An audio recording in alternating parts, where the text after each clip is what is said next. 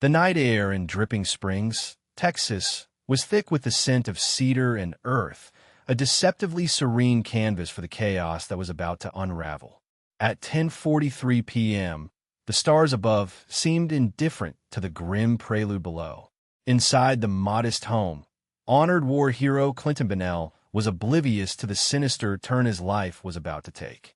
He was a man whose heart echoed the duality of a warrior and an artist. His laughter was as hearty as his ambitions. Yet, a shadow loomed, a secret entwined with betrayal, ready to shatter the facade of his idyllic world. The Texas night was heavy, as if the very air knew something was amiss, its stillness foretelling a brewing storm. The cedar trees, standing tall and silent, bore witness to a life on the precipice of upheaval. At the heart of this tranquil facade lay the home of Clinton Bonnell, a man whose life was painted with broad strokes of courage, love, and a touch of tragedy. Inside the modest walls of his Dripping Springs home, Clinton, affectionately known as Clint, carried the weight of his experiences with a grace earned through years of service and sacrifice. Born and raised in this small Texan town, Clint was a figure larger than life, both in stature and in spirit. His sister, Stephanie, often reminisced about his boundless energy and the way he embraced life with open arms. He was a dichotomy, a robust athlete who found solace in the arts, equally at home on the football field and on stage. His laughter could fill a room, and his dreams were vast, stretching as wide as the Texas skies. But even as the stars glittered above, indifferent to the unfolding human drama below, the night carried the scent of betrayal. Clint, the revered Green Beret, was unaware that the very foundation of his idyllic life was about to be shattered by a secret, one that had festered in the shadows, waiting for the perfect moment to strike. The trajectory of Clint's life had shifted dramatically on that fateful day in September 2001. Like many Americans, the images of the Twin Towers collapsing ignited a fire within him, a call to arms that he could not ignore. He left behind the familiar comforts of his job at Motorola and stepped into the unknown world of the military, driven by a sense of duty that coursed through his veins. Clint excelled, his tenacity and dedication earning him a place among the elite as a Green Beret medic. His tours took him across the globe, each assignment a testament to his resolve and courage. It was during his training at a hospital in Oklahoma that Clint met Shayna Cloud, a nurse with a heart as nurturing as his own. Their connection was immediate, a shared understanding forged in the crucible of service to others.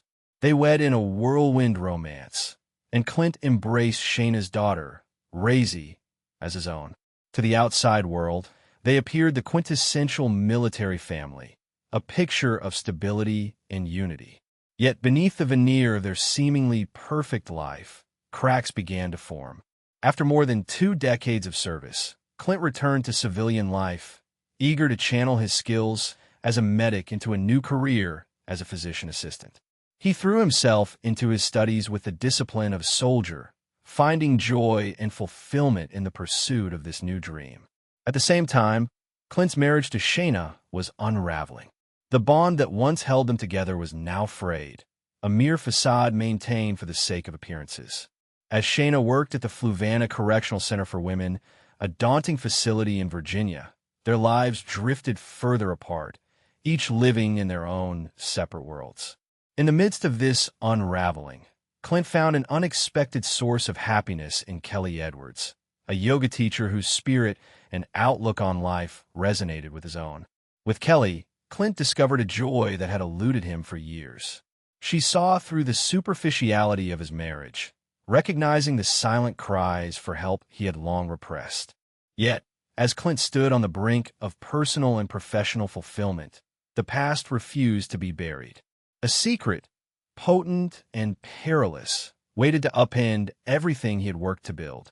The night was cloaked in silence, the calm before the storm, as the world of Clinton Bonnell teetered on the edge, waiting for the inevitable fall.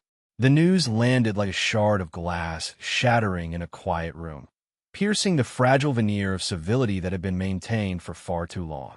The shadows of the late evening crept through the windows of the house on Butler Nursery Road, casting long, distorted silhouettes that seemed to leap and quiver with the tension hanging thick in the air. The living room, once a shared sanctuary, now felt foreign and hostile. The air was heavy with the scent of stale coffee and the faint, lingering aroma of Shayna's floral perfume, an olfactory reminder of happier days now buried under layers of resentment and unspoken words. As Clint uttered the finality of his intentions, the room seemed to contract, the walls closing in as if to suffocate any possibility of redemption. For Shayna, the words Clint spoke were not merely a declaration of his desire for freedom, but a betrayal of the vows they had exchanged 16 years prior. Each word felt like a blow, reverberating within the confines of her mind, a cacophony of despair and disbelief. It was as if a delicate porcelain figurine, crafted with care and precision, had slipped from her grasp, shattering irreparably upon the cold, unyielding floor. The silence that followed was more oppressive than any argument could have been. It was a silence filled with the ghosts of conversations left unsaid, of moments where love had faltered and promises had been broken. Shayna stood motionless, her eyes fixed on a point beyond Clint's shoulder, as if searching for a solution in the shadows themselves. In that suspended moment, the house seemed to hold its breath, anticipating the eruption that would inevitably follow. The rhythmic ticking of the old grandfather clock in the corner seemed to mock them both, marking time as they stood on the precipice of a life forever altered. Clint, feeling the weight of Shayna's silence, knew he had crossed a threshold. His heart, once buoyed by the prospect of a new beginning with Kelly, now felt leaden with the gravity of what he had set in motion. He had expected anger, perhaps tears, but not this suffocating stillness that seemed to swallow light and sound alike. Shayna's voice, when she finally spoke, was a tremor in the stillness, low and edged with a steeliness that Clint had rarely heard. Her words were a quiet storm, underpinned by a determination forged in the harsh realities of her work at Fluvanna Correctional Center. She had seen women at their worst, had learned to navigate the treacherous waters of deceit and manipulation, and she was not about to relinquish her hold on the life they had built together without a fight. A cold resolve replaced the initial shock in Shayna's heart. She had learned to survive in a world filled with danger and unpredictability, and she would apply those same skills to this personal battle. She could not, would not, allow Clint to discard their history without consequence. Her mind, honed by years of managing crises, began to calculate her next move, each thought a step toward reclaiming control. Outside, the wind picked up, rustling the bare branches of the trees with a mournful whisper, as though the natural world itself was aware of the upheaval taking place within the house. The night deepened, its inky darkness mirroring the uncertainty that now loomed over Clint and Shayna's lives. As they stood in the oppressive quiet, the future lay before them, uncertain and fraught with peril. The path they had once walked together now diverged into two, each step fraught with the potential for destruction, redemption, or both. In that moment, as the clock struck another hour, the house on Butler Nursery Road became the crucible in which their fates would be forged, each choice echoing far beyond the confines of its walls. The last time she saw Clint was during the early hours before dawn, when the world was still cloaked in shadows, the kind that seemed to mirror the secrets hidden within her heart. The deputies listened as Shauna spun a tale as fragile as the morning mist, full of calculated pauses and the occasional crack in her voice that hinted at practiced sincerity. Yet her eyes, sharp and calculating, betrayed nothing but a steely resolve. Outside, the winter air clung to the remnants of the night's chill, a biting reminder of the stark realities that lay ahead. The house, with its modest facade and unassuming presence, felt like a silent accomplice, its walls echoing with stories untold, secrets unsaid. Inside, the tension was palpable, a living thing that pulsed with each beat of the clock's steady tick. Investigators moved with cautious precision, their eyes skimming over every surface, every detail, looking for the ghosts of violence that had whispered through these halls. The air was thick with a stale, metallic tang, as if the very atmosphere remembered the shock of a gun's report. Shauna's demeanor, as she watched them, was an inscrutable mask, her movements careful, her breathing measured. Yet beneath this composed exterior, her mind was a maelstrom of thoughts, each one a carefully constructed pillar in the edifice of her deceit. She had not expected the investigation to escalate so quickly, nor had she anticipated that the weight of her lies would begin to seep into the fabric of her being. The evidence, however, was unrelenting. Each discovery peeled away another layer of her carefully crafted story. The bullet-riddled bag and laptop were damning enough, but it was the minute traces of blood, invisible to the naked eye but glaringly apparent under forensic light, that screamed of a darker truth. This was a scene where life and death had danced a macabre waltz, and Clint's absence was the haunting refrain. It was the search of Shauna's rental property that began to unravel her narrative. The place was an eerie reflection of normalcy, yet the air within held a different story. The Virginia State Police, seasoned and unyielding, moved with the precision of those who had seen the likes of this dance before. And then, among the mundane, an abandoned coffee cup, a forgotten book, they found it. A phone, Clint's phone, the device that could unlock the final moments of his life. In the quiet of the interrogation room, with the hum of distant traffic as a backdrop, Shauna sat, her hands resting on the table, fingers interlaced in a grip that belied the turmoil within. Her confession, when it finally came, was as cold and detached as the winter wind that rattled the window panes. She spoke of an argument turned deadly, of tempers flaring in the heat of betrayal and desperation. Listening, the detectives felt the weight of her words settle heavily upon them. The room thick with the gravity of lives irrevocably altered. Each sentence was a link in the chain of events that led from love to loss, from anger to annihilation. Yet as Shauna spoke, the shadows within her eyes flickered with something more, a glimmer of remorse, a fleeting glimpse of the woman she once might have been, before choices and consequences had woven their inevitable web. But the truth, now laid bare, could not be undone. The path she had chosen was one that led only deeper into darkness. In that moment, the house on Butler Nursery Road, the rental property, the echoes of Clint's laughter and life, all were silent witnesses to the tragedy of a love twisted into something unrecognizable. As the case moved ever closer to its grim conclusion, these places would remain silent sentinels to the story of Clint Bennell and Shauna Cloud, a story where love turned to betrayal and betrayal to loss. The crisp air of February in North Carolina had a biting edge, slicing through the damp fog that clung to the low-lying fields surrounding Gay Road. The pond lay still, its surface a deceptive calm that concealed a grim secret beneath. As the morning sun hesitantly broke through the overcast sky, the water glinted, an eerie stage set for the macabre discovery that would unravel the quiet fabric of this rural community. When a homeowner dialed 911, their voice trembled, each word a reluctant admission of the horror they had stumbled upon at the pond's edge. The call set off a chain of events that would lead investigators down a path of chilling revelations. The pond, once a serene mirror reflecting the surrounding pines and oaks, had become a repository of unspeakable violence. Floating just beneath its surface were the grim remnants of a life brutally cut short. The first responders arrived, their boots crunching over the frozen ground. They approached the water with a mixture of dread and professional detachment, each step bringing them closer to the unsolvable puzzle that lay before them. The sight that greeted them was one that would haunt even the most seasoned among them. A body, dismembered and defaced, bobbing gently in the frigid embrace of the pond. The limbs were gone, the head severed, the torso alone remaining to bear witness to the atrocity committed. In the following days, a flurry of investigation ensued. Detectives combed through digital trails with a meticulousness only the gravity of the crime could command. Shauna Cloud's cell phone records emerged as a damning testament to her involvement.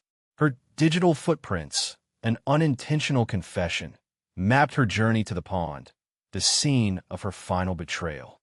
The GPS data was irrefutable, marking her presence just 60 feet from where Clint's remains would later be discovered. For 15 agonizing minutes, she had stood there, perhaps reconciling with the permanence of her actions, or merely ensuring her macabre task was complete. For the detectives, the case was a blend of horror and intrigue, each new piece of evidence a step deeper into the abyss of human cruelty. Bullet holes in the walls of their shared home spoke of a confrontation that had turned deadly. The entry wounds on Clint's back echoed of a cowardly attack, suggesting he had been shot while defenseless, an ambush rather than a confrontation. The path of destruction was clear, from the house to the pond, each clue a breadcrumb leading back to Shauna. The visceral details of Clint's demise were a chilling reminder of the darkness that can lurk beneath the surface of everyday lives. The surgical precision with which his body had been dismembered pointed to a grim expertise, a macabre familiarity with anatomy that only deepened the wound for those who had known him. Shauna, with her medical background, had wielded her knowledge with malevolent intent, transforming a tool of healing into one of horror. As the evidence mounted, so too did the emotional turmoil for Clint's family. They were forced to grapple not only with the devastating loss, but with the grotesque manner of his death. Stephanie Firkins, Clint's sister, spoke of an instinctual dread that gripped her the moment she learned of the discovery. The knowledge was a physical blow, an unending night that cast a long shadow over her heart. The confirmation from the Armed Forces Medical Examiner System was both a relief and a sentence. It brought closure, but it also solidified the impossibility of her brother's return. On the day of Shauna's arrest, the community held its breath, caught between disbelief and a desire for justice. In those somber days of late winter, the air around Butler Nursery Road seemed to pulse with the echoes of untold sorrow. The places once filled with laughter and life now stood as silent observers to the tragedy that had unfolded. The pond remained, its waters unruffled, a keeper of secrets long concealed and now irreversibly exposed. It was a small corner of the world, irrevocably changed, a stage upon which the darkest of human tales had played out. The morning of March 31st, 2025, dawned cold and gray, a fitting backdrop for the somber procession that made its way into the county district court. The air buzzed with a tense anticipation, the kind that wraps around your spine and refuses to let go. The courtroom was a mosaic of muted whispers and rustling papers, a sea of faces both familiar and strange, all drawn together by the gravity of the events set to unfold. Stephanie Firkins, a pillar of courage and resilience, found herself sitting in the front row, her heart a wild drum in her chest as she awaited the woman accused of dismantling her world. The moment Shauna Cloud entered, the room seemed to hold its breath. Shauna, her expression a mask of calm, was a stark contrast to the storm of emotions swirling around her. Her daughter, Rosie, sat directly behind, her face a portrait of inner conflict, torn between the mother she loved and the father figure she mourned. District Attorney Billy West approached the bench with a purposeful stride, his presence commanding. His voice, steady and unwavering, detailed the digital breadcrumbs that placed Shauna near the pond where Clint's body had been discovered. There was video surveillance, an unyielding eye capturing her presence at the scene, and the irrefutable evidence of bullet holes that tugged at the threads of truth in Clint's tragic demise. It was a tapestry woven with precision, each piece of evidence a testament to the horror of what had transpired. As the prosecution laid out its case, James McCrae, Shauna's defense attorney, rose with a quiet resolve. He portrayed Shauna as a devoted wife, cooperative with the investigation, pleading for her release on bond. His words, though impassioned, felt adrift in the sea of damning evidence. Judge Frances McDuffie Britt, a figure of stern justice, listened intently, her eyes betraying nothing. Yet her decision was swift and resolute. No bond for a crime so heinous. The clack of the gavel echoed like thunder in the silent room, each strike resonating with finality. Shauna's fate was sealed, at least for the present, as she was escorted back to the confines of the Cumberland County Detention Center. Her daughter's eyes, mirrors of a shattered heart, followed her mother's retreating figure, the bonds of family tugging painfully at the seams of her faith. Outside the courtroom, the world seemed unchanged, the sky still a canvas of soft gray. Yet for Stephanie, and for those who loved Clint, reality had shifted irrevocably. The void left by his absence was a chasm that echoed with memories of laughter and love, now silenced by the weight of grief. Every morning, Stephanie was reminded anew of her brother's absence, a relentless ache that wove through the fabric of her days. The investigation lingered, stretching time like an elastic band, preventing the closure that a formal burial might bring. Stephanie's words on social media were a beacon of raw emotion, a tribute to Clint's spirit and a condemnation of the loss inflicted by cruel circumstance. Her brother, a man who had faced the perils of distant battlefields, was undone by the unfathomable danger lurking within his own sphere of trust. As the months wore on and the trial loomed, the community remained a tapestry of support and sorrow, woven together by shared tragedy. Rosie Cloud, caught in the crossfire of loyalty and truth, navigated a landscape fraught with shadows, each new revelation a fragment of the man she had called father. In this tale of loss and betrayal, the pursuit of justice became a beacon, a glimmer of hope in a world marred by darkness. For those who followed the story, it was a stark reminder of life's unpredictability. In a heartbeat, the familiar could turn foreign, safety could transform into peril, and love could be eclipsed by secrets. But in that uncertainty, the pursuit of justice shone brightly, a testament to the enduring quest for truth and the indomitable spirit of those left behind. The courtroom's air was thick with anticipation, emotions palpable like a storm about to break. As Shauna Cloud awaited her fate, the weight of justice pressed down, relentless and inevitable. In this crucible of truth, hearts ached, yet whispered a silent promise. In the end, justice finds its mark, inexorable as dawn chasing away night.